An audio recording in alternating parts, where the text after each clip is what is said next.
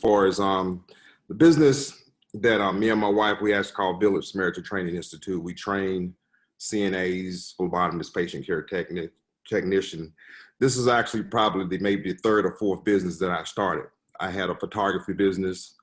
I had a home inspection business. I actually had my own mortgage company. Then I did close some loans for some people right there in Starkville through my company. So as far as looking at different kind of business, I done been through it. So as far as me, myself, majority of my, even before I started business, I was commission only person. When you're commission only, that is your business. So you don't eat unless you sell. So pretty much that is your business. Okay, as far as now, let's look at getting started on the business. What does it take to start a business? First of all, you got to know how to sell. You can't just you can't be what I call an absentee business owner unless you got, of course, if you got a few $1 million, you can go and give somebody else, start a business, and you take the dividends off of it. But you got to know how to sell yourself. Sell yourself as far as what you do, how you do it, and how you do it best, and how you do it better than anybody else. So you got to know how to sell yourself before you know how to sell the business. Because the first thing that people see when they walk in any business is a person or a website. So you got to know how to sell your own self, is with that. Of course, these is a little outline as far as things that you looking to do that you got to do. Choose your business name.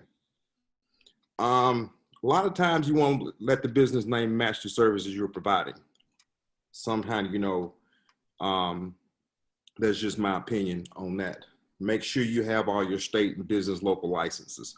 You don't want to just go start a business somewhere, then next thing you know, you got a bunch of customers depending on you, and you get shut down, or you get a big, huge fine, which you can't even operate anymore. So then you're starting from square one. You're going to be scoring some negative square one, because if you get in some business $1,000, $5,000, or $10,000 fine because you was operating a business when you weren't supposed to, and even some counties, you can go to jail because the local administration can come in there and see that you run the business and don't have a business license. They can fine you, or they can actually send you to court, and you have to go to court. Setting up your business. After you find your business name, you need to start figuring out how you're going to set your business up. What kind of corporation that you're going to set it up as. S Corp, LLC, and I always say, make sure you have a CPA or accountant. You can't run a business and think you can do your taxes on some of the tax these online tax services. You need to actually sit down, talk with somebody, talk with them, and let them go over your financial situation and what you're looking to get out of your business with that. So that's going into basically your business structure, how you want to structure your business. There's a lot of different ways that you can structure a business. You can do it as an S corporation, partnership, a S Corp, C Corp, a different corporation, depending on what kind of business that and how large you're looking to have your business. Some businesses start out one way and ended up another way. Me personally, I have a business that started out an LLC because I got some actually assets and property. I had to switch it over to a different corporation because of my tax liabilities. And that's what you want to really worry about, your tax liabilities when it comes to how you want to structure your business. Sole proprietorship, basically you going in, you incorporating yourself, but also yourself is the corporation, so you're going to take all the liabilities. So if you got a business, say you got a sheetrocking business, and you running sheetrock, then all of a sudden you hit a water line or actually I even had my plumber. My plumber had a guy. He was in somebody's house going through and connecting some of the pipe, and he was soldering. I guess he was soldering the pipes, the copper pipes, and literally ended up burning these people's house down. But it wasn't him. It's somebody who was working for him. But because it was his business and he was a sole proprietorship and won a corporation, they sued him personally, took his whole business away from him. So he had to, instead of, and this was a licensed plumber, but because he used somebody and wasn't, because he was a sole proprietorship, everything went to him, all the liabilities. So that's one way. You now say you got a business like that, you put it as an S corp. So even though if you do mess up, the corporation takes the hit, not you. So look at how you, the biggest thing, look at how you want to structure your company, your business, because trust me, it can matter a lot when it comes to as far as your liability. And that's the biggest thing once you start in a company. You do your work, but especially if you got employees, you want to make sure you covered if if one of them actually screws something up, and you don't want to take the hit personally, because it can affect you and it can affect your family, because they can sue you and tie up everything. They can tie up your assets, your bank accounts, the whole nine for years, or they can just bankrupt you. So now, corporations are usually some of the forms. Let me go back. Partnerships. Partnerships is basically just what it is, but you got different kind of partnerships. You got partnerships where everybody's liable for all the debts and all the legal action against the business. Then you got limited partnerships and limited liability partnerships. You see a lot of attorneys use limited liability partnerships from basically, so because some of the other partners will go in and sue each other. So it all depends on what business you looking to start on that. Now the corporation, now me personally, I run my corporations through an S corp. So, and because of what I'm doing, and actually the way our business structure, and also as far as some of my real estate holdings, I use that.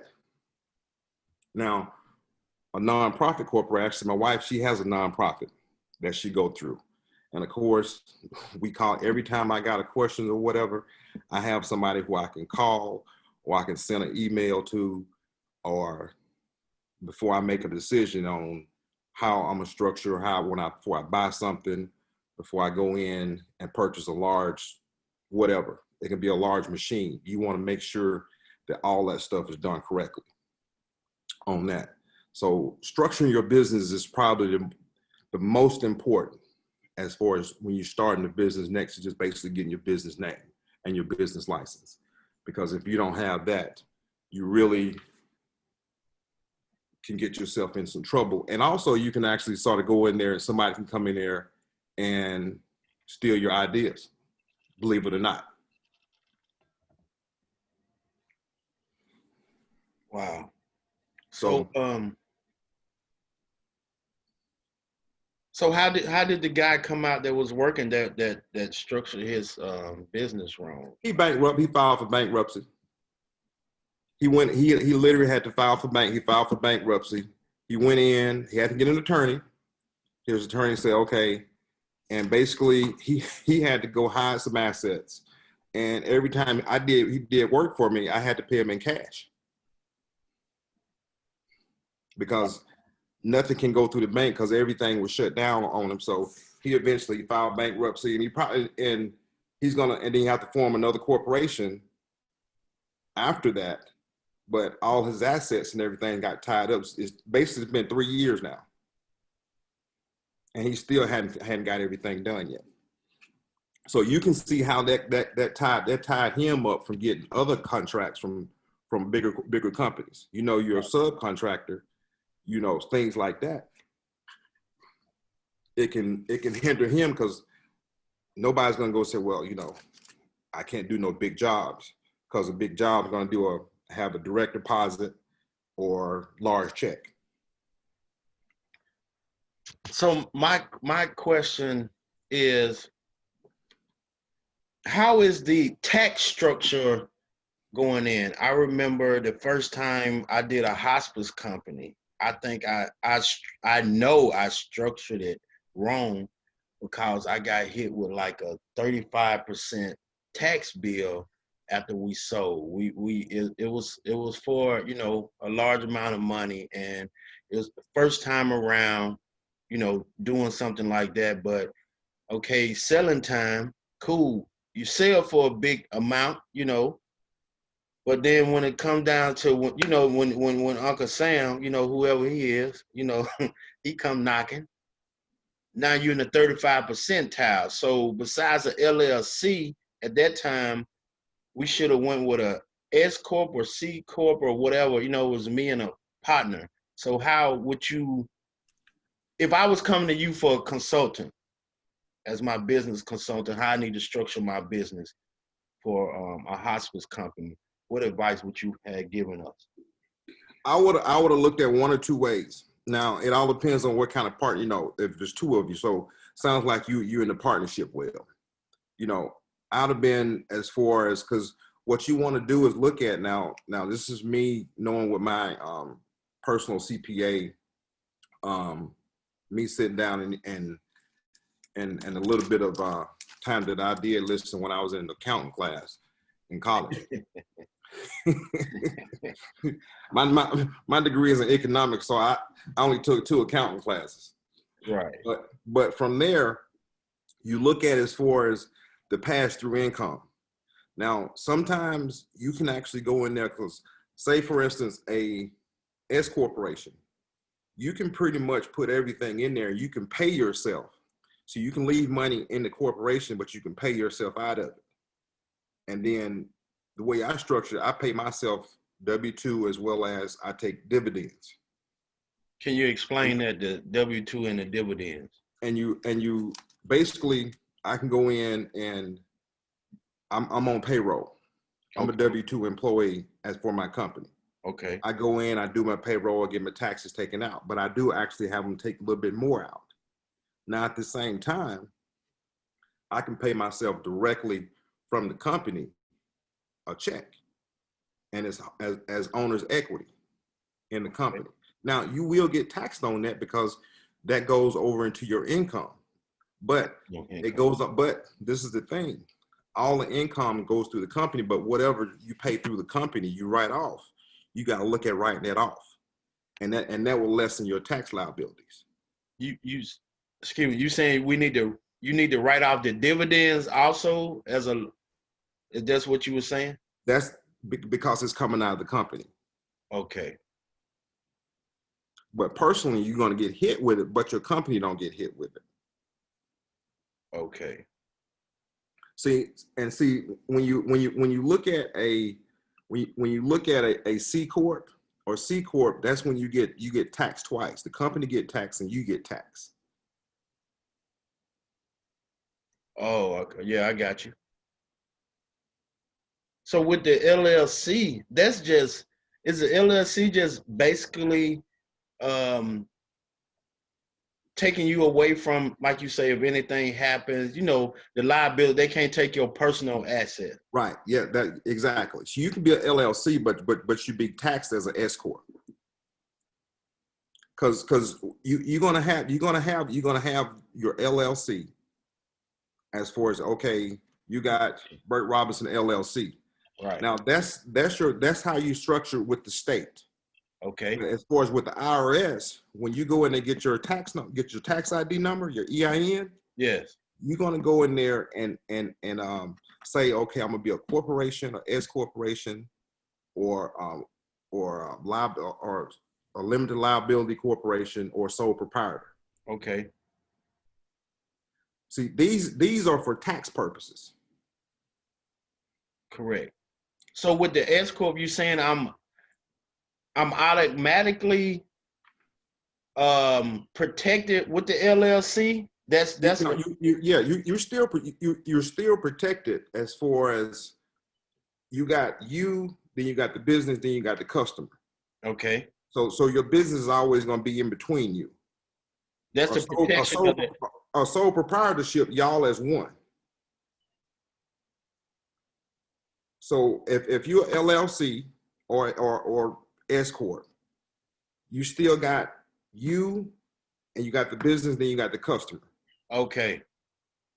So that business is still the business is still there Right. in between of you. So you're protecting yourself there. So regardless if I file LLC or S corp, I still have the LLC protection.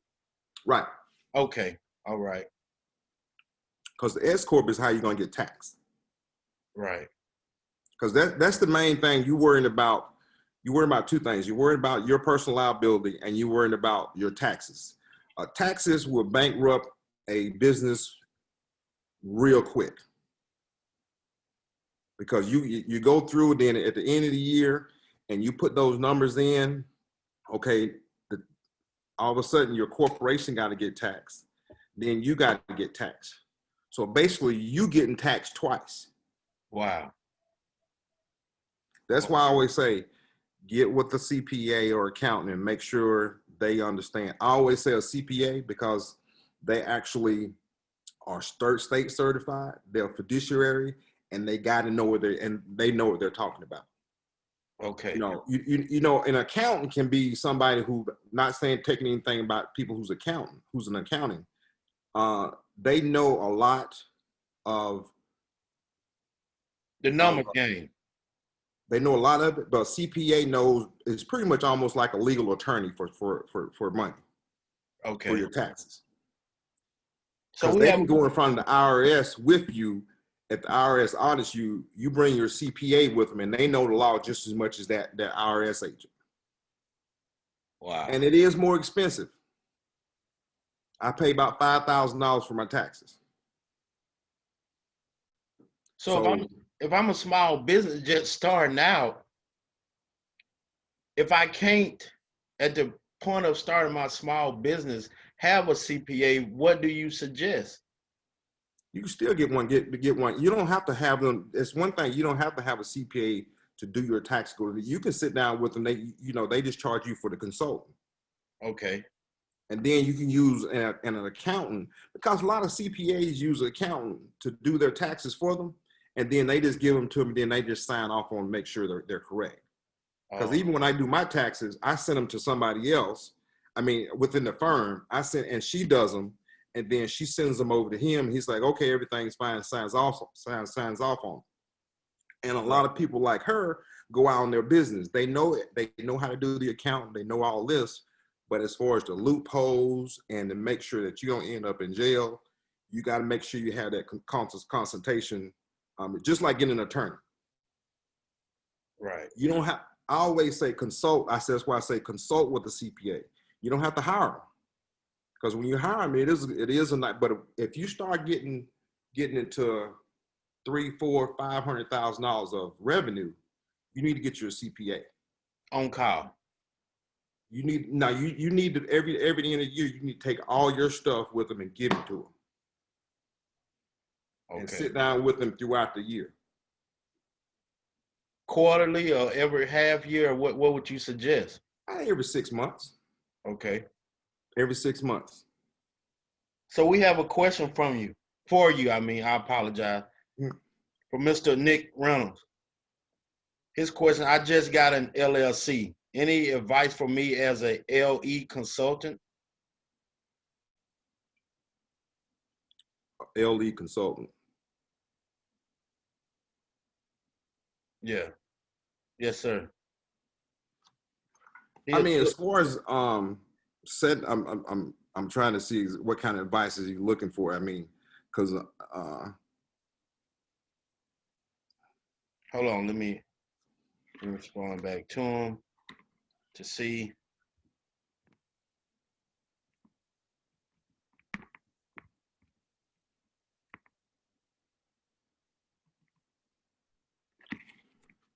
because I mean, being in a consultant firm is just what it is. I mean, I do consulting myself. Oh, he say, I apologize. I apologize for interrupting you.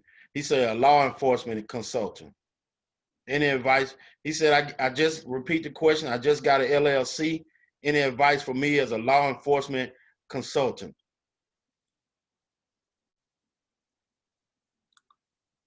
Law enforcement consultant. So he do security work. I'm saying. I think I would say, that's the former chief. You know, the first ever. You know, he the Barack Obama of Starville High, Mr. Frank. Yeah. So he I doubt if he getting out there doing security unless he finna become a Secret Service agent. But I guess he probably be giving advice, you know, to different, you know, police, you know, possibly the unions, different police stations about how to, you know, I'll run a. say you know my biggest thing as far as when you're starting a business, you always got to know your customers and know your end game. And honesty is always my best thing is when you're doing any kind of business. But if you're talking about consulting, you definitely selling yourself. You got it. I mean, consultant work is basically you have the knowledge, but people got to understand that you know the knowledge. And as far as law enforcement, that right there is sort of is not a cut and dry thing. You knowing the law and knowing. Let me back up. As far as knowing your customer and what you're after, you got to go in and structure how you want to sell it. Because what you can do, and I can actually talk one-on-one as far as because that's such of a wide question as far as advice on how to start a business. That's why I always say start a business is start with you and selling yourself. But before you selling yourself, you got to know what you're selling. And as far as if you consulting and who you consulting with, know your target audience and know what they're looking for, and go from there. Mr. Williams.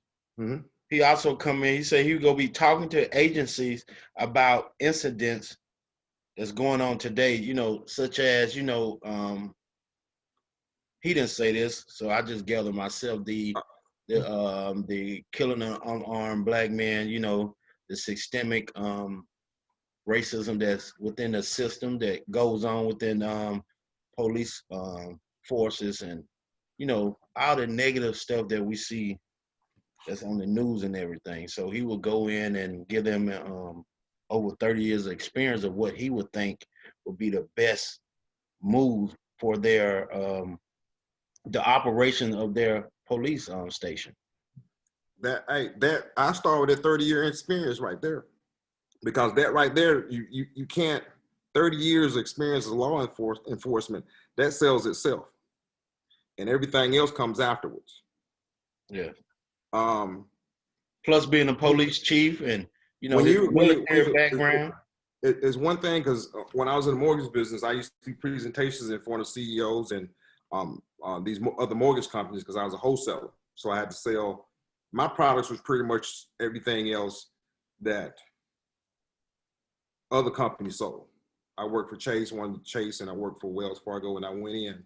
But I sold myself first as far as my personality and myself. But at the same time, the knowledge that I had was a lot better than anybody else. So I went a whole lot deeper. And as far as 30 years, you can go deeper in any kind of presentation. Once you get the audience like that, you can go a long way. But my thing is, I'll say, use your experience. Concentrate on your experience on it. Right. Okay. Know your competitors. Yeah. Now, I'm sorry, I went in. Now, this is sort of, I don't know if you had any other questions on that end over there, Bert? Not yet, not at this time. We can go on. And as far as, going back to his question, these are some things that, you can look at some of this be dealing with you as far as consultant work. You know, before you go in Researching. that meeting, you definitely should know every question that they're going to ask you and be prepared to answer them, but not just answer them. Always say answer them and let them know why you answered that way. That's with any kind of presentation when it comes to a Q&A presentation with that. Establish a need. That would be directly for you.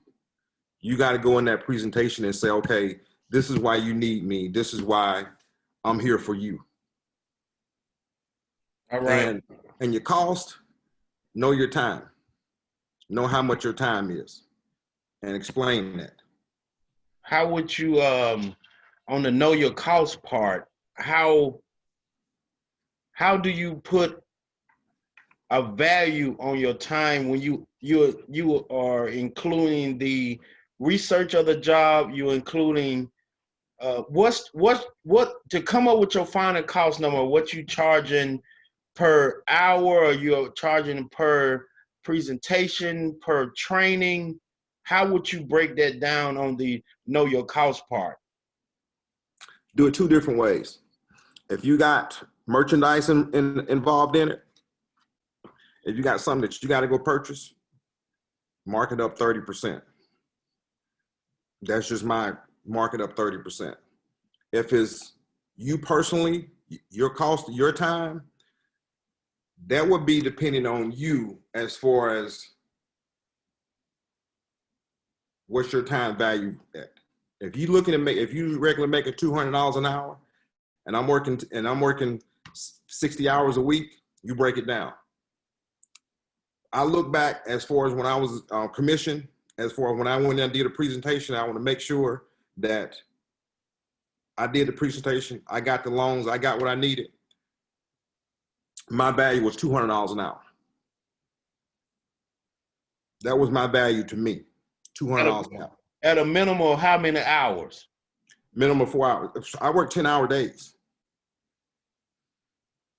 Okay. I work 10-hour days. So for me to come in, if I need Mr. Williams, I got to book you for a minimum of 4 hours for you to even consider. Oh yeah. Yes. Mm-hmm.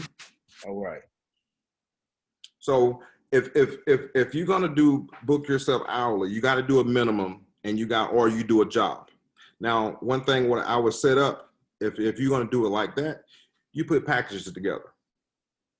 Because one thing, if you're starting a business on a budget, don't ask nobody for nothing. Explain that. Huh? Can you explain that? Well, I explain that as far as if you start a business on a budget and you can't afford to consult anybody, you need to read, you need to know as much as possible. You got to know what you're going to ask somebody already. Because if you're going to get a consultant, you're going to have to pay them. I got you. When I say don't ask nobody, it's kind of rude, but I meant you need to go in there, because I'll be honest with you, Google these days is come over there. Google and YouTube has everything on there. But when I say when you go in there, start a business, don't ask nobody, I mean, or ask less people, go out and read and read and read and research and research and research. Before me and my wife started this last business of a home care, we actually taught at the home care business when we first started off. She knew everything. I didn't know anything about it. I sit up nights reading stuff, reading, and understanding a lot of stuff of the business. We couldn't afford, well, I could afford, but I was too cheap. I didn't want to pay anybody. But if you want to get on a consultant in your small business, save up for it. Know your cost.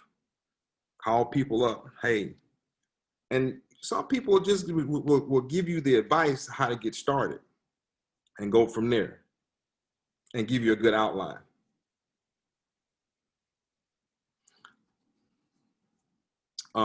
Your hours of operations. That's always something big. When you're starting off, you're going to put in any kind of I always say I work 60 hours a week, so I don't have to work for nobody else for 40. You're gonna have to work your business, and the business is gonna work you, but you're gonna reward because of the freedom, and once you see what you're able to accomplish from that. Mr. Williams, I want to go back to, if you don't mind, Mr. Reynolds. He didn't tune in until after you was touching on about the income purposes. So his question, as far as income goes, as an individual, would I have to claim income as a personal income or the company? You touched on it. You touched on this topic when I tuned in. So he need a refresher, yeah, to go back so he can understand and get that down. Now, it's going to go back to how you how you structure your business as far as with the IRS. Once you get your EIN number, you're going to actually go in there and claim I'm a S corp, C corp, nonprofit, what kind of corporation that you are. C corporation has always been double taxation. Those are usually, if you're not, to me personally, if you're not a multi-million dollar company, as far as with the S or C corp, you get double tax because the company pays corporate taxes as well as the profits on it, and then the shareholders. Then you have to pay individual taxes when you're paid. The S corporation, basically, everything passes from the company, and you pay it on your personal taxes.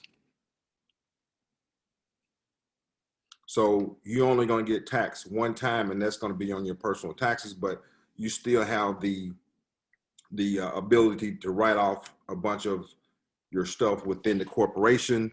After that, corporation's whatever left over goes to you. Okay. So from understanding from going to business school, really the C corp, the B corps, and all that thing, that's dealing when I think it start off when you have over 100 to 500 employees, something like that, or that's when you're dealing with the Amazon and the Walmarts, and you're dealing with the Microsofts, and Right. you're dealing with the big league people when you Exactly. structure that way. So Right. really, with small business owners, we stand in the lane of S corp being covered by LLCs. Right. You looking at. Now, you can do an LLC, but of course, you can do the sole proprietorship, or you can be a corporation. Within that corporations, now the LLC is how you structure your business through the state. Okay. The S corp is for tax purposes. Right. So when you go in and form your corporation. Okay, I got my corporation set. Now I got to go get my EIN number. Once you do your EIN number, you really only should be a small business. You should only look at one. Me personally, I think sole proprietorship or a S corp.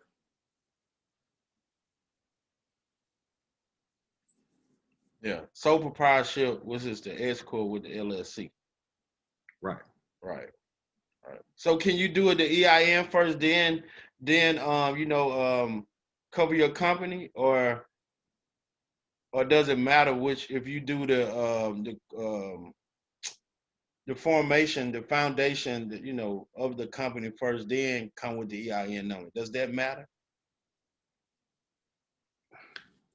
Well, if you might get your EIN number, then you find out that you can't get the your corporate name is already taken. Gotcha. So everyone, this is Mississippi Vibes with Bert. I have Mr. Williams on. This is the third day of the Redemption Summit, and we're going over entrepreneurship. We're talking about how to structure your business the best way for your tax purposes, and also personally how you can protect yourself if someone's trying to sue you. So he's talking about S corp, C corps, LLCs, nonprofit. He's doing I mean, we done had a wonderful setting that's been going on. I know a lot of people has always been dreaming about talking about having, starting their own small business, but you have to understand how to structure your business. And we spoke on earlier back in 2000 and oh man, 13, I think, or 12. I went in with someone and we started a hospice company, and I only structured a business. I structured it like Mr. Williams said with the LLC to protect us from being sued, any liabilities. We had malpractice insurance. We went through all of that. But when it came after we sold the business, the tax purposes, I was hit at a 35%. I was in that tax bracket because of the amount of money that we sold the business for. And they hit me upside my head pretty hard. So I didn't go back, and as Mr. Williams stated earlier, as you move on within your business, you probably have to, do some restructuring, of the corporations, of the protections you're going to use for, tax purposes. So that's where we at. I mean, and you have any questions, any further questions for Mr. Williams, he was here to answer. But if we go move on to the, have we discussed the know your services? Where we at, Mr. Williams? All right. I'm in jumping through it. You know what? It was one thing that of course, where am I at? Yeah. Of course, know the services you provide. Know and understand it. Understand what you do and who you're going to do it for. That's the biggest thing. You can't just go out. One thing that, as a business owner, you can't go up there, okay, and put a sign in the front yard and say, okay, I got a business, come see me. You got to know how to go out there and get it. You got to know. Now, there's different ways you can do that, but you got to know how to, you have to know all that before you start the business. Everything from trademarking your business, trademarking your name, any kind of logo. You can actually go on there and trademark yourself, trademark your own logo yourself. Right. It's going to cost you some time and money, about $500, but you can do it yourself. I did it myself, and I sat there and walked myself through it, and I got our own trademark. And I got my wife's trademark for her nonprofit. As far as, I don't mean to cut you off, Mr. Williams. Can you explain to the people about trademarking yourself, your business, and if any violation, when I say violation, if I was to go out as Burt Robertson and use anything that's dealing with Mr. Williams trademarking, him, Mr. or Mrs. Williams trademarking, what can you do to me? So people can understand about trademarking, the purpose, the benefits of trademarking yourself and your business. trademarking is basically your logo, your name is yours. It's called intellectual property. So just the same as you go see, if you see the AT&T sign, you see whatever the Amazon logo, all that's trademark. You see the little R, or you see the little TM on the bottom of it. That company, that corporation, that individual owns it. So if anybody else comes in and say, okay, hey, I'm Amazon, or they can call it Amazon, but it still goes back to that logo. They can cease and desist, and they can sue them. Just the same as you see these artists, they go in there and they copyright some of the music from another artist and don't pay them. So right. they go in there and they cease and desist, they sue them, and they get money for it. But once you do it as your own individual logo, you trademark it, that's yours. So now you're going into, as far as how to, promoting your logo. Because you might have a business which you might want to end up franchising it. And other people can pay you to use your logo to open up their business like yours. So, your brand. So once you get your trademark, that's your brand. And you go out and you promote that brand. Right. So you can go in and you can use an attorney to trademark. They're going to charge you, of course. And they go through it. And if your trademark is similar to somebody else, once you send it in to them, they're going to come back and say, no, you can't use that. And do we have to, if I send in something that's similar or something in the case of what you just spoke on, do I have to, does my fee, do I have to repay to restart the process, or that's in the negotiation within your contract or with the lawyer or the person who's doing the trademarking for you? Once you submit it, because when I submitted mine, I didn't get a kickback. Once you go in there and submit it, they're going to come back and say, okay, your design or something in your design is conflicting with another trademark. Right. So, and then you have to actually go back in and refigure it and resend it back. And usually they'll give you a couple of times to change it. They will. And if you actually go online, it's through uspto.gov. That's uspto.gov. That's the actual website. You go on there, and they have tons of videos and everything that you need to help you to go through and trademark your own business. Yeah. That's big. That's big business. That's big money. So you want to, if you got a business that you say, okay, I know this can be real big, and I got something that's proprietary as far as how I do things, and you want to use that brand to go, okay, somebody in Atlanta, somebody in St. Louis, and somebody else in Chicago can go ahead and start doing the same thing you do. If you got that trademark on it and it's yours, they have to pay you to use your trademark. Or you can franchise it. That's basically how what franchises do. Of course, it's a little bit more deeper, but if somebody goes in there and buys a Subway franchise, they can use everything with Subway on it. Right. Because they're paying those franchise fees because they're trademark. Yeah. They paying that $50,000 a year, plus they getting what 20 to 40% of the profit of what you're doing. However you work it out in your because right. they're hitting you over the head. Right. They definitely hitting you over the head. Right. As far as now, with going back to the money part of it,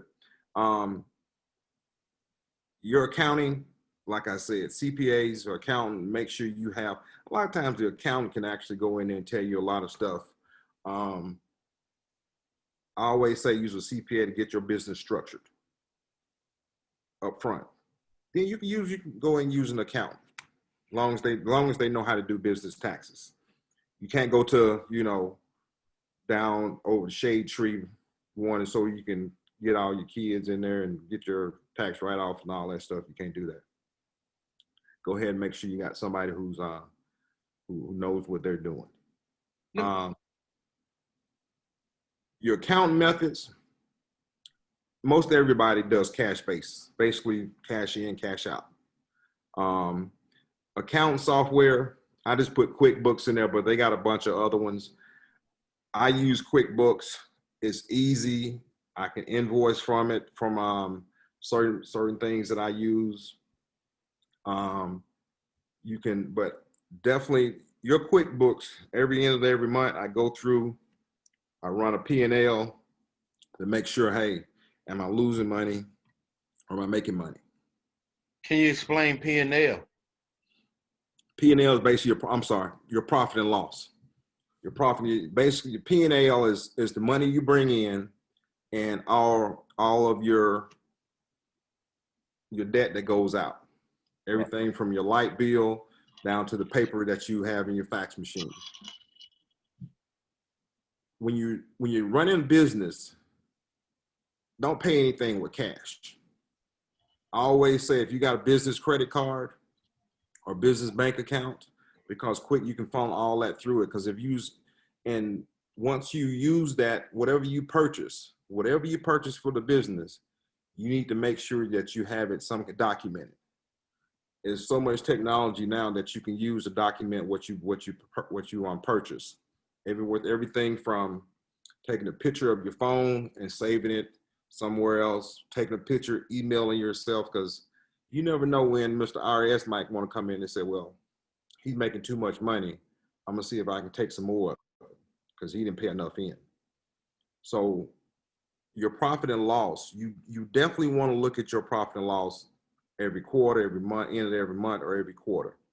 Look at it, see what you got coming in and what you got going out. So definitely keep up with the P&L. And your QuickBooks and your accounting, if you set it up right, I would say if you use QuickBooks, I would say go take a class somewhere. Because I went 4 years trying to figure that shit out, and I was like, whoa. And I got with my accountant, he stood there and told me, I was like, oh, that's what that was for. So I had to go 2 months to sit there and reorganize everything in my QuickBooks. So Wow. if you use it, take a class. That's like, I think it's what, what's the cost on that? 10, 15, 20, $30 a month, QuickBooks? They have the online version. I have the desktop version. I'm just real kind of old school and paranoid about putting everything, all my stuff online. But QuickBooks, they do an online version, which is you can work it anywhere, which is good because they actually also can integrate your if you use taking credit cards or Right. debit cards for your business. Now, credit card and debit cards. Most businesses need a merchant service account. Now, for consultant, you really don't need it. You can have it. You really don't need it for a consultant because a lot of times those are going to be one check, one purchase thing for one, I would say, group of services that you charge. So they're gonna usually cut your check or ACH or direct deposit in your account. But if you got a business where you might be making hats, so you got people coming in, ordering a hat, you want to use the Cash App. I don't use Cash App other than I use Cash App for golf. That's it, to pay all my golf. But well, actually I get money from my golf buddies. I beat them. Get you a merchant account, shop your merchant rates. The reason why I say that, because I actually worked for Chase on the merchant side for a couple of years. That's the most dusty and dirty business in banking, I think. Can you, if you don't, can you touch on that just for a second then? All right. Your merchant accounts are accounts that you get with, you can get with a third party or you can go straight to a bank. Say go to Wells Fargo, Chase, whatever bank, they might have a merchant services what they sell. Merchant services allows you to accept credit cards and debit cards, or even online payments. Online and through merchant services, you get charged a fee. You get charged what they call interchange rate, and then with the interchange rate, you get additional that you have to pay the bank. So interchange is what Visa and MasterCard and Discover and American Express charges. That's what they call interchange. You have to pay that. They're like, the mob. Oh, that's like that 25-cent charge or $1.25 Right, charge exactly. to use. So usually merchant services might be 0.75. I mean, interchange, I can't think of what it is now, but it might be 0.75 plus a dime, plus a half a penny. Right. And you think that half a penny will go a long way if you got $1 trillion going through there a day. Right. Then on top of that, your fees, is actually what the bank charges, because you have your interchange. Interchange, you're going, so what they'll say, we're going to charge you interchange plus one, or interchange plus a half a point and 10 cents or 20 cents. Okay. And how you go in negotiate with credit cards with merchant services, they're going to ask you how much that you're going to be, what's your average ticket? What's your average ticket? They're going to say, what's your average ticket? If you're a restaurant, your average ticket might be around $15. So you might have some $20 people, you might have some $5, but your average ticket might be $20, and you might be doing 80 a day. But say that you're take for my business, my average ticket is going to be $600. They're going to go in and say, okay, if he's doing large purchases, but less times a day, and you're doing small purchases, but you're doing a lot of them a day, they're going to charge me a percentage, and they're going to charge you a per ticket item. So they might try to get me and say, well, we're going to do interchange plus two, and we're not going to charge you any item fees. So I'm paying 2% on everything. And then they might come to you and say, well, we're going to charge you a half a point, but we're going to charge you 0.25 on each transactions. Right. So that's how they go in and make money off on you. And the good thing about it is it's so competitive, but you can go in and say, okay, this bank's going to charge me this. Can you match this? Can you do this? Because they're going to come after you all the time. Mm. So with merchant services, it's a necessary evil, because nobody, people have cash, but if they're across town, they coming to you, and you got to do online, you're going to have to go ahead and get the merchant services. Don't rely on, Cash App.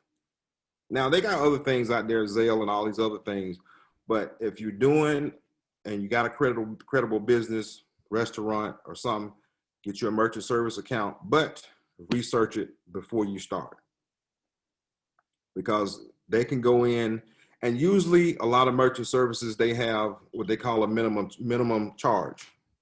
Right. And when I got my account, my minimum charge is $25. Because of the large amount. No, it's period. That's just what it is. Whatever account that I got, my minimum charge. So I know I'm gonna be paying at least $25 a month for taking credit card services, even if I don't take a card or if I do take a card. Oh, okay. So they're gonna have the minimum charge. So accepting credit cards is definitely one of those evil. If you do accept credit cards, make sure you have a where you can do a PIN debit. PIN debit is basically when you use a credit card as a debit card. You're always going to get charged less on those. I think it's only maybe 0.3 or something like that, as far as when you use a debit card, because it's more secure. I always look at it like this: the more secure a transaction, the less they're gonna charge you. Right. So with your merchant services. So it's because when you use debit, it's just like you using cash, because it's being taken out right at that point in time. It's not Exactly, because it's directly to their account. So if the money's not there, it get declined. Right. Exactly. So you definitely want to look at getting your merchant account. And now also with a merchant account, if you're a business owner, you got bad credit, you won't get it. You say you do? You won't. They will turn you down. Get it. They will turn you down if you got bad credit. So let's if you don't mind, just for a second, can we touch on the difference of personal credit, which we talked about last time when you opened up the Redemption Summit? If y'all missed the first episode with Mr. Williams, when he talked about finances and credit, you need to go back and revisit that. He did a phenomenal job. Plus, he has his consultant. He can consult you on to how to handle your money, how to do your credit, how to get you into a home. He's a multifaceted person. he's man. I've done a lot of shit. Right. He's the go-to guy. No, once again, like I talk about on the podcast, he's a go-to guy for a lot of people. I don't call names because I let people tell their own business. I don't, but he's you know, he he just looked like that, as I would tell people back in, he just looked like that way. But he's a very intelligent man. He's a very intelligent businessman. He done made a boatload of money, as we'll say in Mississippi, of running businesses, successful businesses. So check that episode out. But I'm gonna continue on. Let you go, sir. All right. You had mentioned something else before I got started about oh, you said difference between business credit and personal credit. Personal credit. Personal credit is just what it is. Personal credit and business credit is what it is. Business credit. Now, say for instance, if you got a business, you try and go get an SBA loan. SBA is going to look at both personal and both business credit. Now, personal credit will get you in the door. Business credit can finalize the deal if you're doing something for the business. For instance, you go in and you go to SBA and you're trying to start a business, you need $200,000 loan to start this business. First of all, they're going to see what kind of assets that you have. They're going to look at your personal credit. Then if you don't have business credit, that's all they can go on. Business credit goes off your EIN number. And then usually after you start getting business credit, you're going to end up getting what they call, or you can go in and get you what they call a DUNS number. I call it Dun and Bradstreet number.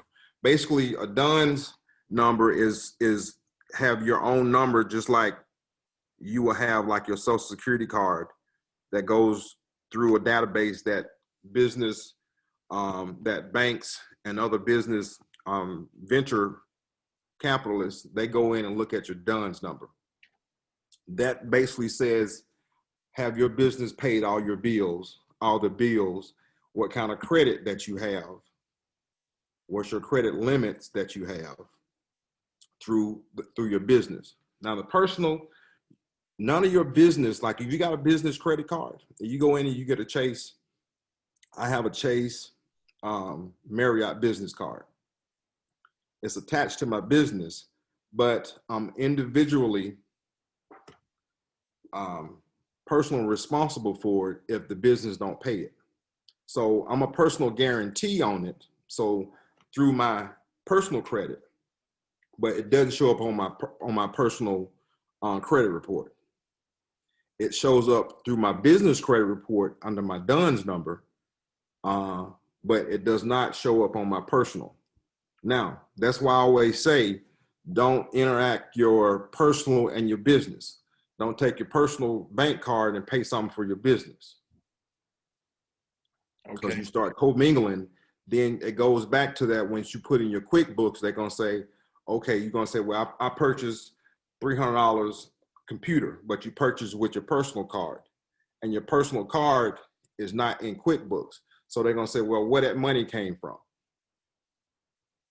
So it all has to flow. If you keep everything separate, if you need money, go ahead and pay yourself at the business and then go purchase it. Don't purchase personal stuff with the business. Now, of course, your account can go in there and you got to go in there and change it in your accounting. But to keep it simple, keep them separate. Same ways as far as with your personal credit, don't use a personal credit card for your business. If you do, don't put anything else on that credit card personal. Just use it directly for business. Wow. So your EIN now, you can go in there and purchase a car. My last two cars I purchased it through the business. It's in the business name. So I pay it through the business. So only thing that uses was my EIN number. That's because I already had established credit. How long does it, I didn't mean, I apologize for cutting Go you ahead. off. How long does it usually take you to establish business credit? Is it a time frame or is it working like personal? I can't say it's a time frame because once you go in, they look at a little bit of everything. They look at how long your business been going on. You actually, and it's kind of crazy that they actually goes in there. They actually know how much your revenue because they actually somehow they get your information from the IRS as far as your corporation. So they know your revenues after, and usually I'll say after a couple of years, but I would say you can actually start establishing business credit through credit cards, getting these business credit cards, Business American Express, Business Visa card, and establishing your business credit that way. You can establish business credit, of course, if you get an SBA loan, it's definitely going to be on your personal profile, business profile. So how would I start my business credit? Just say, for instance, for some people that has, they have the liquid access, the liquid money to start a small business. What if my personal credit score is not, favorable? Is it still a way that I can start my business credit on the right foot, or how would that coincide with each other? I would say the only way, one way you can do it that way, you can go to a small bank, depending, like you say, if you got for instance, if you got bank, hell, I don't even know the banks there and stuff. I know Deposit Guarantee going out of business. I think they got Bancorp South, they got Regions Yeah. Bank, they got, there's two of them that I know off my head. Say for instance, you got you got your money in a small bank and you got this business started and I got $80,000 in this bank. I'm starting this business, but I need a line of credit. A lot of times you can go to that small bank and that personal bank and say, I want to start a line of credit through my business. Because usually to get a credit card, a business credit card, they're going to look at the personal first. They're going to look at your personal. So if your personal credit is not right, you're not going to get it.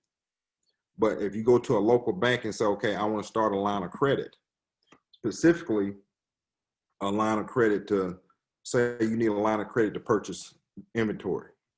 And and you sit down and you put the business plan together and you go in there and say, okay, I need me a $60,000 line of credit, which I know in that $60,000 line of credit, I'm probably make $200,000 off of it.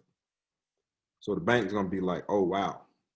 So they're gonna leverage your assets, and there's other ways you can get credit money. Also, they call it some other ways as far as getting money for a business like that. So you can do it through. The only other way I'm thinking is through a local bank, getting a business line of credit through a local bank, and mostly you're gonna be personal. They're gonna tie up everything. They're gonna tie up your dog, your kid, whatever you got. Everything's gonna get tied up in that. So just know that that's what's gonna happen. Right. So let me ask you this, Mr. Williams. First of all, this Mississippi Vibes with Bert. Once again, I'm with Mr. Reginald Williams. This is the Redemption Summit, Day 3. We're talking about entrepreneurship. When I was reading, you can hire your kids at the age of 15 and 16 to put them as employees of your company for tax purposes. I see you shaking your head. I know I read it. I know I can go back to my notes to get it, but to let the people know, because I know you done studied this 2,000 times and you got it down. can you elaborate on that part of how do you incorporate your kids into your small businesses for tax purposes? Um,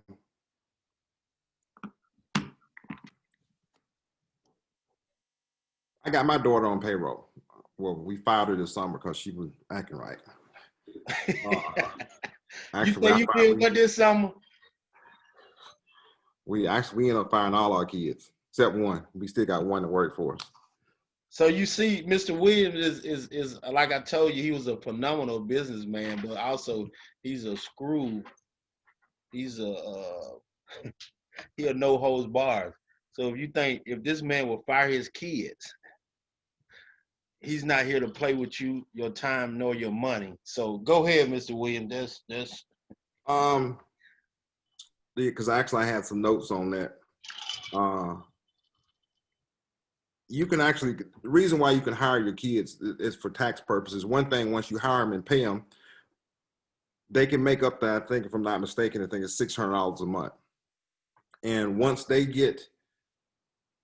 don't pay taxes. Even though they take taxes taken out, all the taxes are gonna go straight back to them. And so that taxes don't go on, first of all, your business, that write off for the business because you're paying employee payroll. Then it going to back to basically your household. And you can take that money, put it in college savings account with them for them, or even have them some money to spend. And the biggest thing, teach them how some work ethics as well. So you get the tax purposes for us because they're young, they don't pay any taxes. Even though if they get taxes taken out, their tax is gonna come right back to them. And as far as once they file the taxes, that tax liability is not gonna come back on you for that amount. is it a certain amount that you can pay them per month or pay per cycle, or how does that go? If I'm not mistaken, I think it's here I just found my my notes. If I'm not mistaken, it's $600 a month. As far as no, so yeah, you know what? Back up. It's $12,000 a year without paying any taxes. So you can pay them up to $12,000 a year without paying any taxes. So, and if they're under 18, make sure they're under 18. So you can have them at different working whatever. So, but the biggest thing, of course, they get the work ethic, and there's $12,000 that you can pay them, put them on payroll, and they get the work ethic, spend some more time with the kids, see what they're doing, and but that is a plus if you have a business that you can hire your kids.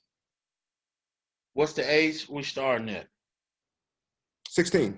You know, well, it all depends on what state. Some states you can start at 15. Long as long as don't have any heavy lifting or heavy, depending on the state and the child labor laws. Right. Some states don't care about no labor law. Mine thinks she was working at 8. Right. but she didn't get on payroll till she was 16. Right. Man, this great information, man. I mean, once again, this a redemption summit. You don't find this type of information any type of way anywhere else.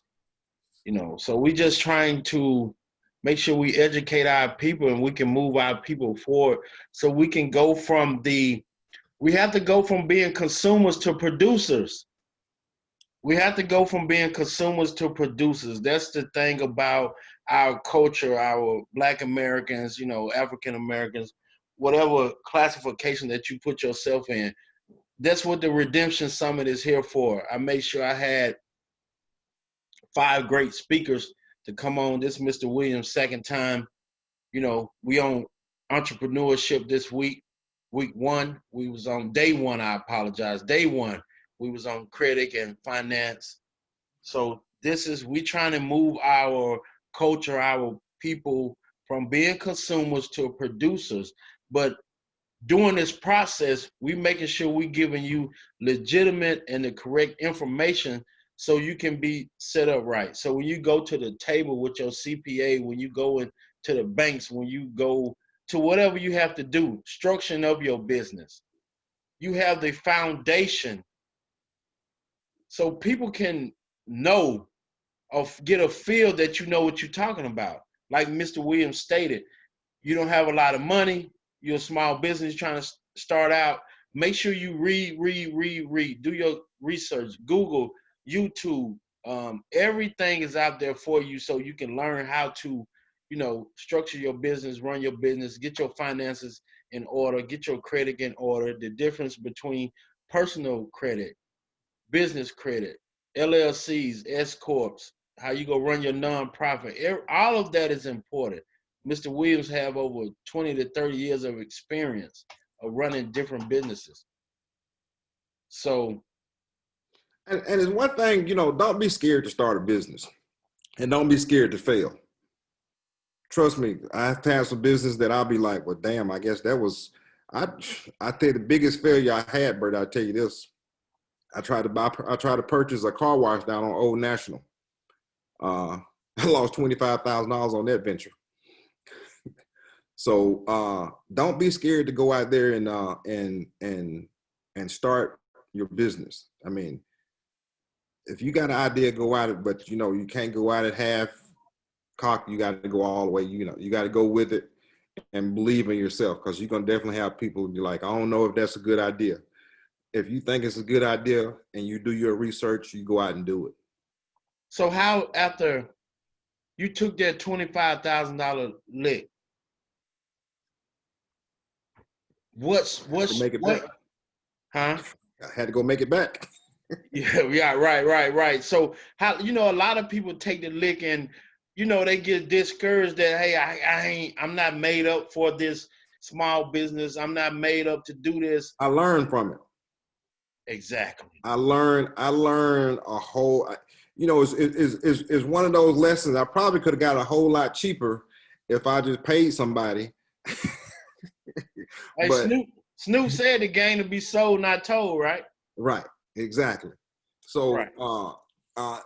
I learned from it, and as I went through life, as far as I reflect back on, okay, because I was dealing with some hustlers. I consider myself as a hustler, but I went into a total different way of a game. I went into it a little bit blindly, but I went into it with with the whole mindset is, I'm gonna get this and I'm gonna do it.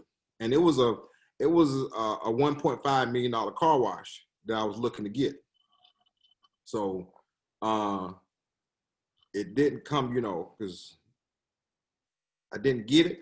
Went through it. I had it in my hands, but I learned a whole lot of stuff from it, though. Right.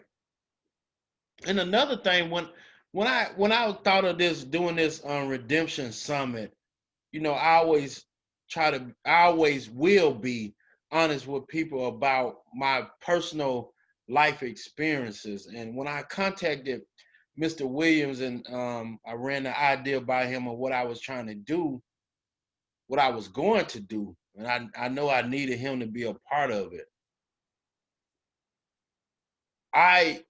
My family business that my people started in 1941, it wasn't structured right. It was in chaos.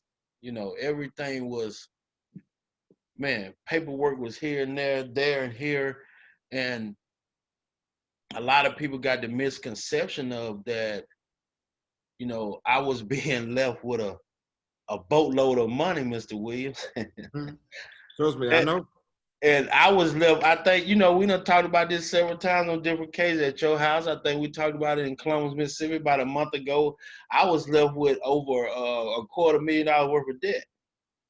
Mm-hmm. So I'm doing this so people can understand that we taking this time out so you can understand how business you can think something is great on the outside, but when you get into this paperwork, what the courts are looking at, like you spoke on earlier, what the courts and the lawyers are looking at, if you ain't got this paperwork together, man, you just walking in there, you just up in there dressed up with a suit on, you think you in there with a $100 dress on, man, you finna get bulldog.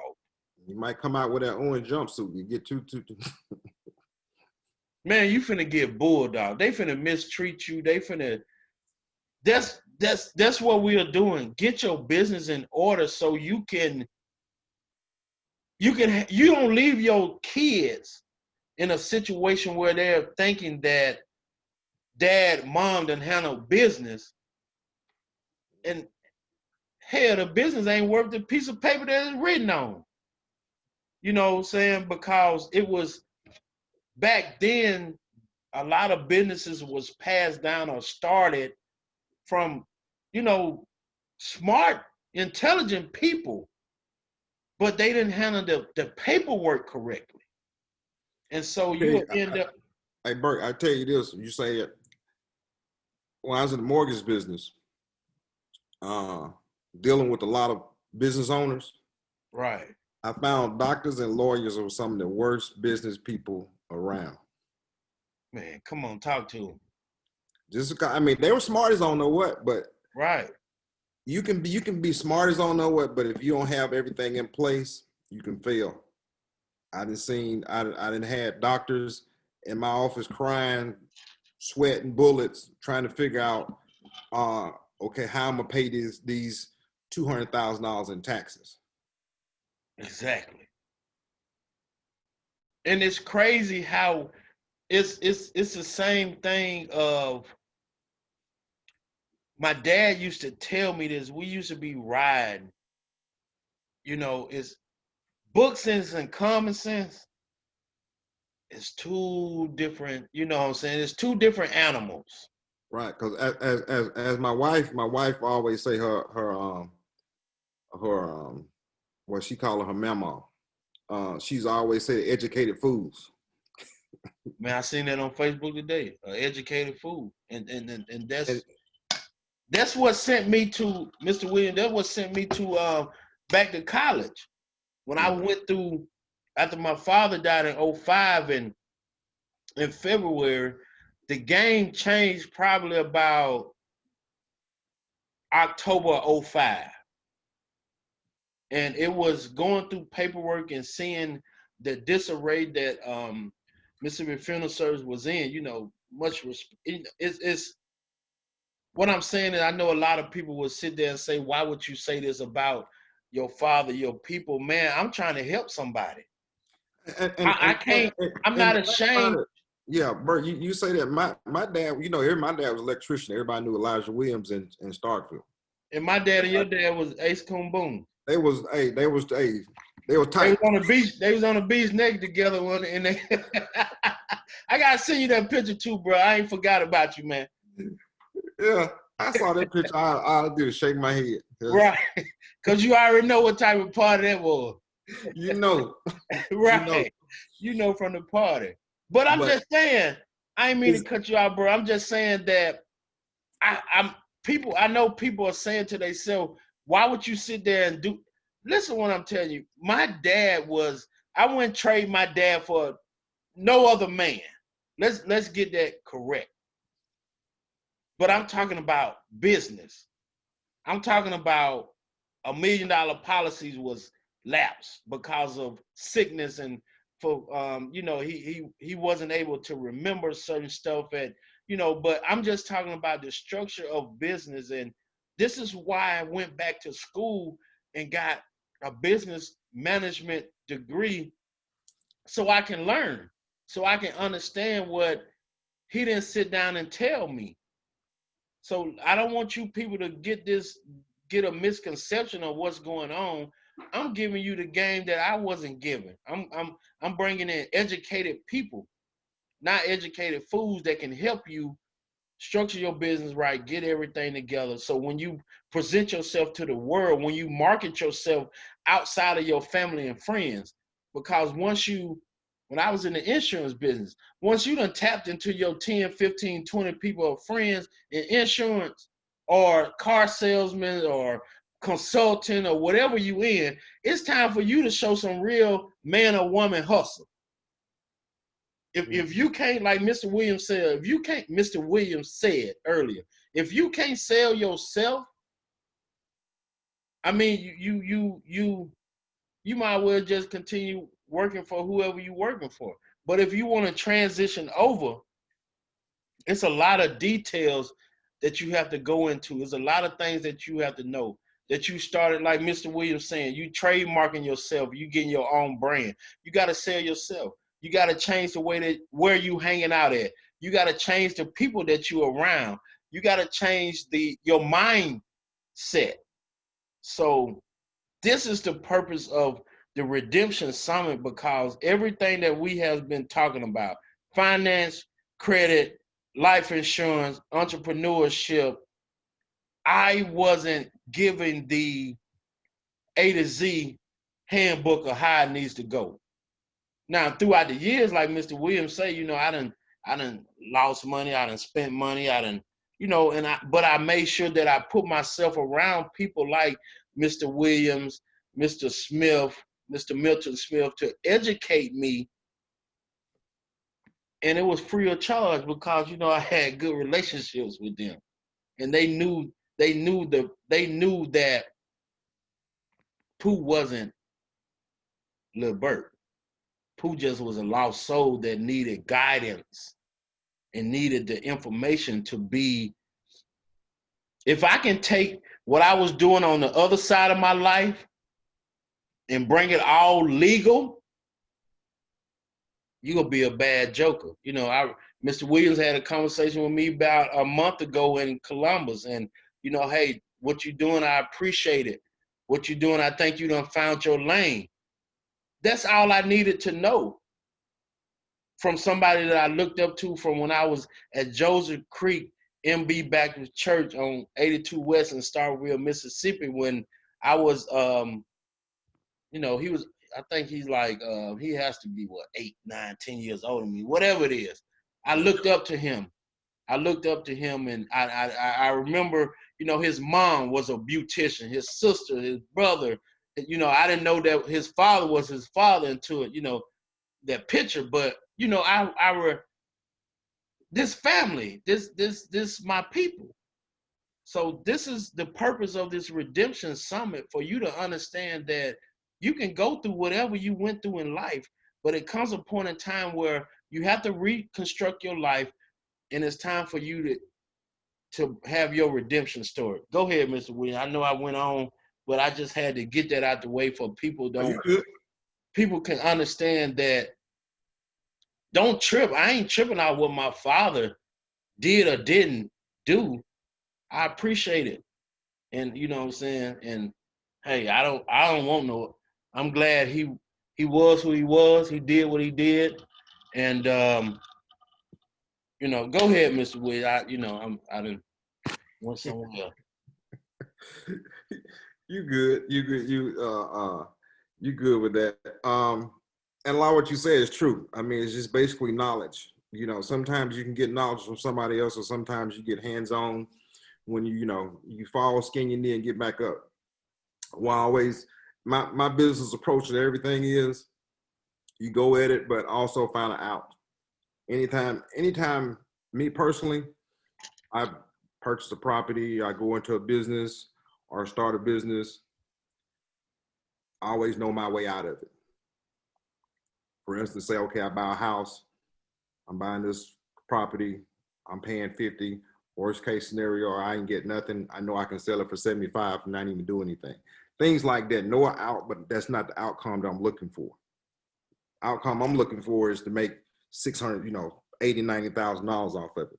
So when you get into a business, know your business, understand your business, work your business, and always prepare for the worst, but expect the best. So, and don't let anybody sit there and tell you that you can't do it. You can't do it. Then people have to understand about this is your dream. Right. It's not their dream. It's people be looking for validation from people who has no clue about mortgage business, the real estate business, the consulting business, the construction, whatever the business might be. Mm-hmm. You know what I'm saying? So why would I go and talk to somebody who you ain't never ran nothing in life? You know, I was in Chicago. You know, I was in Chicago. I had a ball. I was in Chicago. I know you heard I was in Chicago. I know you, our boy, your friend, Yeah. Bishop told you I was in Chicago. Boy, I had a blast. Too much of a blast. Yeah. He can. Hey, you can get there. Right. But to see, we know Bishop, we know Moopy. Yeah. You know, we know. And to see a black man who come from Starkville, Mississippi, and transition his life into a Meridian Yacht Charter Business Club. I can't remember the name of it. Yeah. Meridian. Yeah. Meridian Yacht Club, Um. No. whatever it is. Yacht Reynolds or something like that. I can't think or remember. Right. If you ever in Chicago, you on the 34th Street Harbor, Chicago, Illinois. If you need to charter a yacht, if you want to take your wife, your girlfriend, your business partner, your whatever it is, holler at Meridian Yacht Charter. I apologize, Bishop, but I know it's Meridian whatever. It'll Yeah. show, Actually, you're right. It's Meridian Yacht Charters. right. It'll show you a black man who came from Starkville, Mississippi, entered into a game that was classified as a white man's game, and then basically flipped the game and then turned it to it's going to be, I'm going to say it, a multi-million-dollar business. and you know, if you want to, I'll put it like this: if you want to know how to run a multi-million-dollar business that you can turn it from into a luxury into a business that can make generational wealth for your kids and grandkids and great grandkids, contact Mr. Reginald Williams. That's all I'm going to say. I don't tell people business, but if you want to know, if you want to know how to turn up a luxury into a multi-million-dollar business, his contact information is on the screen. It's not a game. This ain't for play, and he can do that for you. I'm telling you, he can turn your dream into reality. It gonna take some time. It gonna take some hustle and bustle. You're gonna have to work for it, but he's gonna give you everything that you need to know how to structure your business, how to run your business, how to, yeah, I should do this, I wouldn't do this if you're taking my business advice and do it like that. His information is on the screen. I'll let him, give it to you. And man, I want to thank you once again for helping me, brother, man. You know, it's always much love and respect from me and you, from the Robinson to the Williams family and Williams to the Robinson family. And after Mr. Williams give you his contact information, we're going to end day 3 of the Redemption Summit entrepreneurship session. And man, it's been a ball. I thank you again, brother. I don't know My how. pleasure. Definitely, if you need some help, contact me. Shoot me a text message or an email. That first number, the 5888 number, is my mobile number. Then the other number is one of my office's number. Or text message or email is going to be the best. Email is going to be the best thing. But if you're looking to start a business, the biggest thing is do it. Do it. As I always tell anybody that the mindset of a business person is not a mindset of somebody who wants to think of stuff hourly. I had when I was a commission job, I had one person told me, It's like, well, can I do what you do every day? Make the money you make? I say, you can if you go to work and not expecting a paycheck at the end of the day. And he said, what do you mean? I said, I'm 100% commission. I work off of my abilities. Work off my ability to get up every day. I ain't had nobody above me to tell me, hey, you got to get up. You got to go see this. I made my own schedule. And from that, I make my own money. Same as this. Structure. That's a routine. I apologize. That's a routine and a structured life. Right. You got to have a structured life, and you got to have a routine that you go be on a daily basis, besides the day that you take off. But when you first start your business, ain't no day off. No, I mean, when you own a business, you're always working. You're on vacation, you're working. Right. You know, you always. Hell, me and my wife was in London for our anniversary. We was getting calls and emails from there. So, You went to London? yeah, it was our 25th anniversary. Man, you from Starkville. You was in London? We went to London and Amsterdam. Man, what you doing over there in London? What you doing in Amsterdam? It was eating some fish and chips. And, Right. it was eating fish and chips. Okay. I already know Miss Williams when she buying she getting that them Louis. Yeah, she was up in there.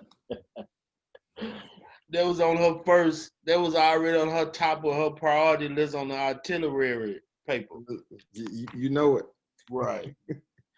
Right. But definitely, go start the business, work the business, and don't let nobody tell you that you can't do it. That's it, man. Don't let nobody tell you can't do it. This the Redemption Summit. Mr. Reggie Williams, his contact, his email, his phone number, like he told you, the 5888 number. That's his personal. The other number was his business. Email him, text him. It's the best way to let you know what's going on. You got to spend money to get some money. So, hey, thank you, sir. I appreciate your time, man. Much love and respect, bro. Appreciate you for having me on. Thank you, man. I appreciate you. Right. See you next time.